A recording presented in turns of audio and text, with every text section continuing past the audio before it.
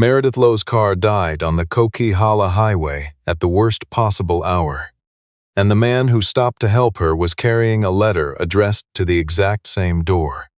She didn't know that when he pulled over. She didn't know his name or anything about him, not where he'd come from, not what the sealed envelope tucked inside his jacket contained.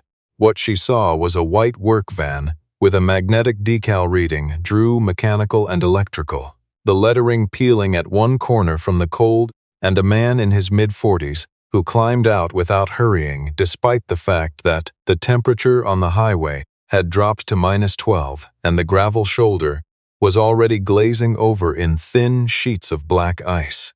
He glanced once at the sky, the way people do when they're calculating how much daylight remains, then crossed toward her without saying anything unnecessary.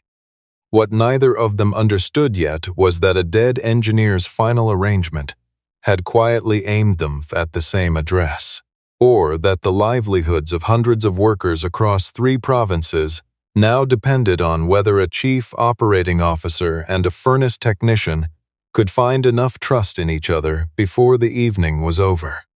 Meredith Lowe had driven herself that morning because the letter required it. Discretion, it said. Absolute. It had arrived at her Vancouver office on cream-colored stock with no return address and a notary's stamp from a firm in Kamloops she didn't recognize. The instruction was plain. Appear before 6 in the evening at a property on Spruce Lake Road, 63 kilometers east of Merritt, and present the enclosed verification code to the estate's representative. Failure to appear, the letter warned, would forfeit her right to what it called the commercial stewardship of Galway's final work. She had understood what that meant. Ernest Galway had died 4 months earlier, a quiet death after a long illness, the kind the trade papers covered briefly and the industry mourned privately, and the algorithm he'd spent the last decade building had died with him legally, locked inside a trust that nobody at Clearspan Energy had yet managed to open. Gridcore was its name. A grid management system designed to optimize renewable energy distribution across regional networks, precise and fast enough to make the company's existing infrastructure genuinely competitive for the first time in years. Meredith had seen the preliminary output. She understood exactly what losing access to it would mean for the company, and she understood exactly who would benefit if she missed this meeting. Preston Carver had been acquiring Clearspan's debt quietly for 18 months, and the only thing standing between his firm and full operational control was whatever Ernest Galway had chosen to seal inside that trust. The valley roads were clear until the highway climbed into the mountains, and the weather changed the way it always does in the interior, without warning, without apology. By the time ice formed beneath her tires, she had already passed the last sensible exit. The car spun once on a patch she never saw, caught the shoulder, and when she turned the ignition again, the dashboard went dark. Not gradually, the way a dying battery fails. All at once, cleanly, as though something inside had decided it was finished. She stood beside the car in her conference blazer and tried her phone. No signal. The temperature on the screen before it went dark had read -11. The wind through the mountain pass was colder than that. The van appeared 12 minutes later. Harlan Drew had spent 11 years as a structural systems engineer before he became the kind of man who drove a used work van to remote properties and serviced heating units that hadn't been touched since the 90s. He didn't think about the former life very often. His daughter, Clara, needed lunches packed on school mornings, and skates sharpened before Thursday practices, and someone reliable sitting in the cold arena stands regardless of what else came up. Drew Mechanical and Electrical gave him the hours to do those things, and that had been enough of a reason to build it from the ground up after his wife passed. Suddenly, the way those things happen when you're 41, and certain you have more time. He was good at the work, not because he had lowered his expectations, but because his understanding of how systems fail ran deeper than most contractors could afford to develop. He saw problems before they became obvious. He noticed things. He noticed, for instance, that the blue SUV on the shoulder sat too level for a car that had simply lost control on ice. The tire tracks in the thin snow were too deliberate. He said none of this when he knelt beside the open hood. He simply examined the relevant wiring with the back of one finger, stood, and told the woman in the blazer that the car's primary control module had failed in a way he hadn't encountered outside of deliberate interference. Meredith Lowe almost laughed. She suggested, with a politeness that was thinner than she intended, that she doubted a trades contractor could diagnose a fault her own dealership's technicians would struggle to trace. Harlan Drew explained, in the same steady voice he used for everything, exactly which subsystem had failed, why it couldn't be repaired roadside, and how long the replacement part would take to arrive. He was right on every point. Both of them knew it. He asked where she needed to go. She told him, and he checked his watch, and then agreed to take her anyway. The interior of the van smelled like machine oil and the ghost of a Tim Hortons coffee that had been in the cup holder since Tuesday. On the back seat, folded into a neat square, was a child's hockey jersey in green and white, number 7. Tucked into the console beside the gear shift was a drawing on construction paper, a house, 2 figures, a sun with too many rays, signed in the lower corner with careful block letters. Clara, age 9. The drawing was older than 9-year-old Clara currently was, which meant he had kept it for at least 3 years. Meredith noticed this without meaning to, and looked out the window at the mountains instead. Every few minutes she checked the time on the dashboard clock. She offered him a figure that made his eyebrows lift if he would drive faster along the icy curves. Harlan declined without heat, saying the road was slick, and no meeting in the world was worth going into a ditch for. Something about the flatness of his certainty irritated her more than an argument would have. There was no opening in it, no position for her to press against. She said, more sharply than she intended, that he could not possibly understand what it meant to carry responsibility for hundreds of people whose jobs depended on decisions made in rooms he had never been invited into. Harlan Drew answered that the people he was responsible for were generally the ones standing inside those rooms, rather than sitting at the tables in them, and that accountability didn't always look the same, depending on where you happened to be standing. The remark settled into the cab and didn't leave. As the highway climbed higher and the light flattened through the pines, Meredith noticed that Harlan spoke about power grid architecture and load distribution algorithms with a fluency she hadn't encountered outside of engineering faculties. He corrected, almost in passing, a misconception she had stated about distributed energy storage, gently, without drawing attention to the correction, and when she asked where a furnace contractor had developed that kind of knowledge, he said only that he had worked in a different field once, before things changed direction. He offered nothing more, and she didn't press, though the way she was listening had quietly shifted. When the van crested a ridge and her phone caught a single bar of signal, a message arrived from Lionel Frey. Her chief financial officer had been beside her at Clearspan for a decade, present through every difficult quarter and every restructuring conversation. His message was brief. Preston is already there. Sign whatever he puts in front of you. We have no other option. The tone was wrong in a way she couldn't immediately name, too certain, too closed, but she filed it without saying anything. Harlan's hands adjusted almost imperceptibly on the wheel when she read Preston Carver's name aloud. She caught it and said nothing. She asked Harlan directly where he was headed. Rather than answering in words, he reached into the inside pocket of his work jacket and placed a sealed envelope on the console between them. Cream-colored stock, a notary's stamp in the lower left corner. She recognized it before he turned it over because it was identical in every visible detail to the one she had carried from Vancouver that morning, down to the embossed crest along the upper edge. Meredith read the address printed on his envelope aloud. Harlan eased his foot from the accelerator, as though the name of the road itself required a moment's care.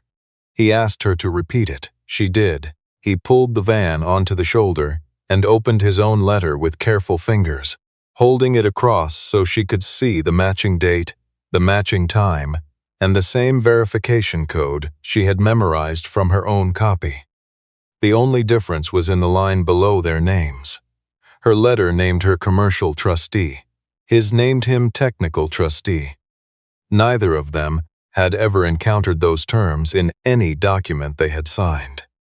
The Galway property came into view through a gap in the tree line just before 4:30, an old stone house set back from a gated drive, with a row of black vehicles already parked along the gravel, their engines ticking in the cold.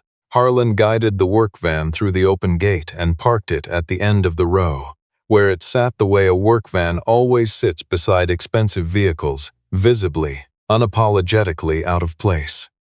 A security representative approached before the engine was fully off. He glanced at the van's decal and assumed. He directed Harlan toward the service entrance at the back of the property in the politely dismissive tone used for people expected to carry things rather than attend meetings. Meredith stepped down from the passenger side. The same representative straightened immediately, addressed her by full name and title, and held the gate. Preston Carver was waiting on the stone steps. He was 63 and wore the kind of expensive that had stopped trying to look expensive long ago. He welcomed Meredith with the warmth of a man who had already calculated how the afternoon would end, and then looked past her at Harlan Drew with an expression that shifted from confusion to amusement in the space of a breath. He reached into his coat pocket and produced a folded bill, not counting it, not looking at it, and extended it toward Harlan with the suggestion that he bring the van around to where the service vehicles were parked. Harlan didn't reach for it. He said, without any particular emphasis, that he had been asked to attend. Preston smiled the way people smile when they've decided not to take something seriously. He turned to Meredith and suggested, in a tone arranged to sound like friendly concern, that the man was likely attempting to use her generosity to invent a connection to the estate. They should probably get inside, he said, before the light was completely gone. Meredith said nothing. The silence sat uneasily in her chest, even as she let it happen. Lionel Frey appeared at Preston's shoulder then. He had apparently arrived while Meredith was still on the highway, and leaned in to murmur something close to Preston's ear. Preston's expression shifted once, briefly, before smoothing back. He gestured for the security staff to escort Harlan Drew off the property, citing the sensitivity of what was about to take place inside. Harlan produced his envelope. Preston waved it aside. Anyone determined enough to attend a private meeting, he observed, could produce a convincing document. The front door of the estate opened. A woman in a charcoal wool suit descended the stone steps with the unhurried authority of someone whose decisions had carried legal weight for a long time. She crossed the gravel directly toward Harlan Drew, extended her hand, and introduced herself as Beatrice Omond, solicitor for the Galway estate. She said clearly enough for the entire driveway to hear that the proceedings scheduled for that evening could not lawfully commence without Harlan Drew present. She then turned to Preston Carver and informed him, in the same unhurried voice, that the position at the head of the meeting table had been designated specifically for the technical trustee, and that Mr. Carver would need to find another seat. The security staff who had been moving toward Harlan stopped.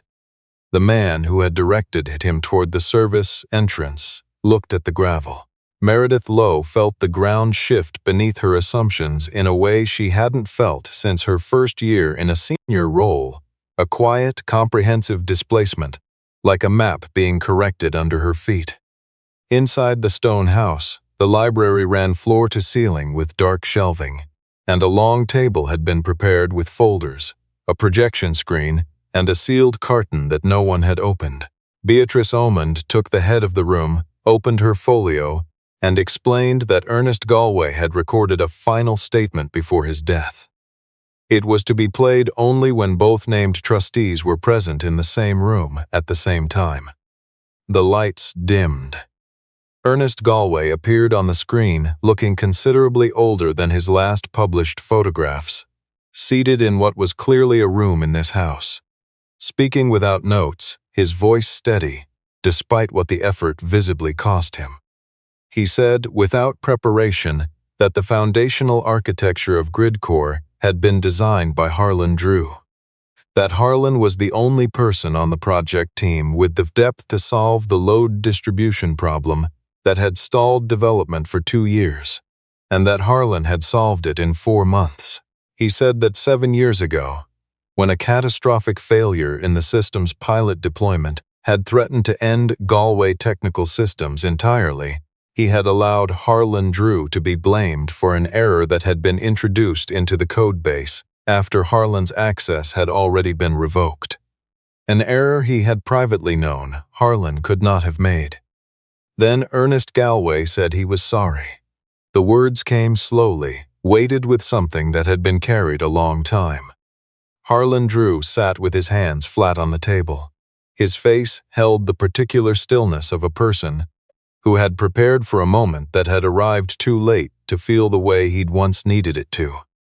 The recording laid out the terms of the trust in careful detail. Harlan, as technical trustee, held sole authority over GridCore's engineering integrity and deployment standards. Meredith, as commercial trustee, held authority over its licensing and market development. Neither could act without the written agreement of the other. If they failed to reach a joint decision before noon the following day, ownership of GridCore would transfer automatically into a federally chartered research trust, inaccessible for commercial use for 12 years. Preston Carver offered Harlan $35 million for his trustee rights before Beatrice Omond had finished collecting her papers. The offer arrived with the ease of a man who had made similar offers in similar rooms and expected them to land cleanly. Harlan declined without pausing. The refusal seemed to reach Preston differently than he had prepared for. Beatrice Omond placed a small brass key on the table between Harlan and Meredith. Ernest Galway, she said, had left behind a working archive beneath the house. Only the 2 trustees together held authority to open it. A narrow staircase behind one of the library shelving units led them down into a room sealed for years, its air cool and faintly metallic, banks of servers standing dark along the stone walls. Harlan typed the startup sequence from memory, his fingers moving with the ease of someone returning to a language they had never quite put down. Meredith watched the screens come to life around them and understood with a clarity she hadn't expected that the man standing beside her had built this, not contributed to it, built it. As the diagnostics loaded, Harlan found what he had half expected to find. Buried 6 layers into the base algorithm, a modification introduced after his access to the project had been revoked. The altered code traded thermal safety tolerances for processing speed, shaving measurable fractions off response time at the cost of a cascading failure risk that would surface rarely in controlled conditions and with regularity in real-world deployment across a regional grid carrying actual load. Meredith recognized the configuration. It was the version Preston Carver had been pressuring her to approve for 6 months. The version Lionel Frey had assured her was simply an efficiency improvement the original team had been too cautious to implement. They worked through the night. Meredith brought production timelines, regulatory frameworks, and market data. Harlan carried the technical fluency needed to trace every altered parameter back to its origin in the commit history. They disagreed more than once. She pushed for speed. He refused any shortcut that put infrastructure at risk, and somewhere in the 3rd hour of argument they began, almost without noticing, to trust each other's reasoning. Deep in an archived log file, Harlan found the authentication signature attached to the code modification that had ended his career. The signature did not belong to his account. It belonged to Lionel Frey's. He turned the screen toward Meredith and walked her through the timestamp, the access record, the trail showing how the change had been introduced and then rerouted, precisely, nearly invisibly, so that the blame would fall on the most recently terminated employee who still held technical clearance. The evidence was compelling, but a portion of the surrounding data remained partially encrypted, leaving it persuasive, without yet being complete enough to stand alone. Meredith sat with that for a long time. Lionel Frey had been at her side for a decade. He had been the person she called the night Clearspan's largest contract fell through. He had stayed until 2 in the morning rebuilding the operating budget when the board was ready to fold. She had trusted him with decisions she hadn't shared with her own directors.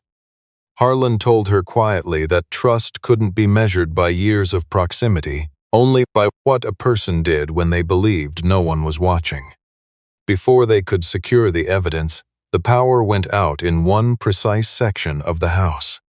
When they returned to the archive, 3 drives were missing from the server rack and the backup unit was gone. Harlan found a signal jamming device behind an access panel near the circuit breaker, professional grade, the kind that left no visible trace.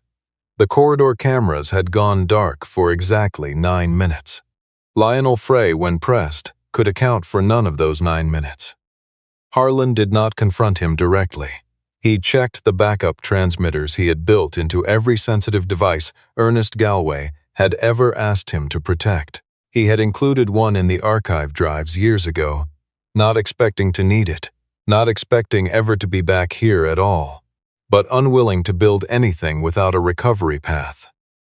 The signal from that transmitter led them across the gravel drive to the boot of a vehicle registered to Preston Carver's firm. Preston insisted, with the composure of a man working hard to maintain it, that someone had planted the evidence to frame him. Meredith used her trustee authority to access Lionel Frey's corporate accounts remotely. The payment trail she found ran through a shell company that resolved, after 3 layers of misdirection, to a subsidiary belonging to Preston Carver's investment group. Beatrice Omond cited an asset preservation clause written into the terms of Galway's estate and ordered the property gates sealed. There was one more file in the recovered archive. Harlan nearly missed it, logged under a routine file name from 7 years ago, but he opened it, and it was a recording. A room, 3 men, a conversation that had never appeared in any meeting notes. Ernest Galway's voice, Preston Carver's voice, and Lionel Frey's voice, 7 years younger, precise and unhurried, laying out the exact mechanism by which Harlan Drew's name would absorb the blame for a failure he had not caused. The full shape of what had been decided, and by whom and why, filled the library's speakers without mercy. Ernest Galway had confessed in his will, recording to a guilt that now had its full context. He had not merely failed to defend Harlan. He had sat in a room and agreed to use him. Harlan listened with his hands folded on the table. The only visible sign of what it cost him was the faint whitening at his knuckles as the voices continued. Preston Carver moved immediately.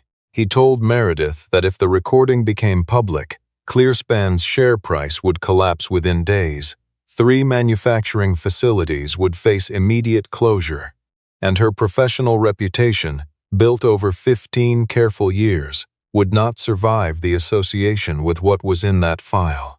He offered to make it all disappear, the recording, the evidence. All of it, in exchange for a clean transfer of Harlan's trustee rights and a private settlement that would compensate Harlan generously without requiring public acknowledgement of anything. He made it sound reasonable. He made it sound like the responsible choice for the people who depended on her.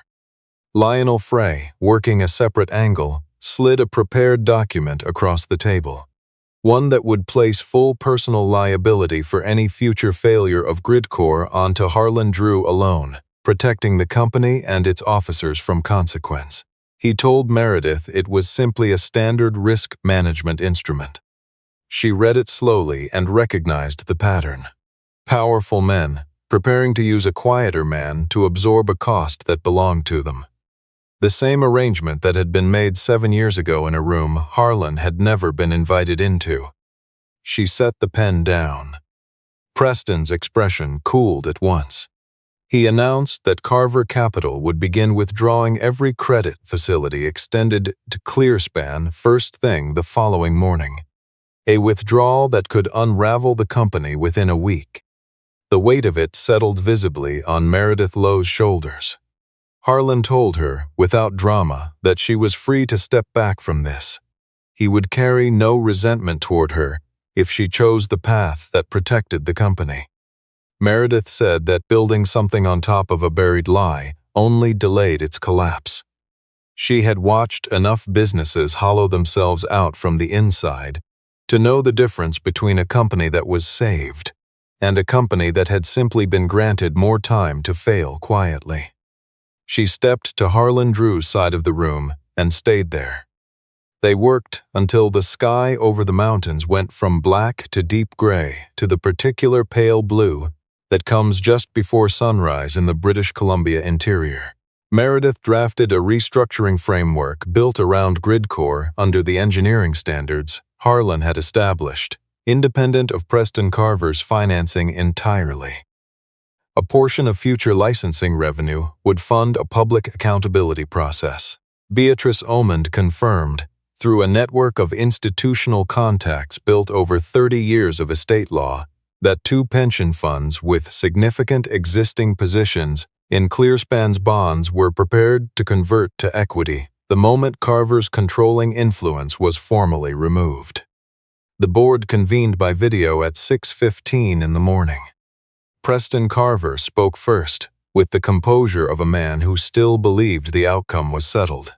He described Harlan Drew as a disgruntled former contractor exploiting the ambiguity of a private estate arrangement for leverage. Lionel Frey, his position visibly deteriorating, moved to have Meredith removed as chief operating officer on grounds of compromised professional judgment. Several board members raised the obvious question: why should a company of this size have its future determined in any meaningful way by a man who repaired furnaces in the Thompson Okanagan? Harlan Drew presented the technical data. He walked the board through the failure modes of the modified algorithm under real-world grid conditions, clearly, methodically, without responding to how the question had been framed. For 11 minutes, he had always been better at this than anyone had given him credit for. Beatrice Omond presented the original patents, the employment records, and the terms of Galway's will. She established without ambiguity that Harlan Drew was not a peripheral figure in this arrangement. He was its center. Meredith followed with the financial evidence, the shell company, the payment trail, the authentication log, laid out in the same clear register she used for regulatory filings. She did not raise her voice. She did not need to. The board suspended Lionel Frey on the spot and voted unanimously to engage financial regulators. They rejected the motion to remove Meredith Lowe. They approved the restructuring framework by a margin that surprised even the members who voted for it. Preston Carver disconnected from the call without formally closing his connection, which was the closest he came to losing his composure entirely. In the weeks that followed, the public record was corrected. Harlan Drew's role as the foundational architect of GridCore was formally acknowledged in Clearspan's regulatory filings and in a press release that Meredith drafted herself, which she handed to the communications team with instructions that not a single word of it be softened. Lionel Frey resigned before the investigation formally began, which did not protect him from the investigation. Preston Carver's firm lost its creditor position and faced civil proceedings from institutional shareholders before the quarter was out. Meredith gave a press statement acknowledging what had been known and concealed before her time, plainly, without the hedging language her legal team had recommended, and what it cost her in the short term was considerably less than she had feared. What it returned was something she hadn't had a precise word for until after it arrived. The sense that the ground beneath the company was solid now, in a way that it had not been before. Harlan Drew declined every offer of a formal position within ClearSpan. He accepted the role of independent technical reviewer for GridCore's deployment, a term-limited arrangement that let him set his own hours and be home in Merritt before Clara finished school most days. He kept the van, he kept the business, he kept the drawing on the dashboard. 3 months after the night on Spruce Lake Road, Meredith drove out to Merritt on a Thursday afternoon. No assistant, no company car, no preparation of any kind, and delivered the signed partnership agreement in person. She thanked Harlan Drew in the parking lot of his small shop, without ceremony, for not giving her a simpler road when she'd been willing to take one.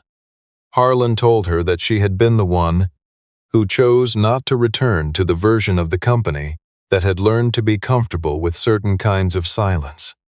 Clara Drew came through the shop door a minute later in her hockey gear, holding a broken skate lace, and stopped when she saw the unfamiliar car in the lot. She looked at her father, then at the woman standing beside him with the frank assessment of a 12-year-old who has learned to read rooms. She asked Meredith if she was the lady from the mountain. Meredith said yes, she supposed she was.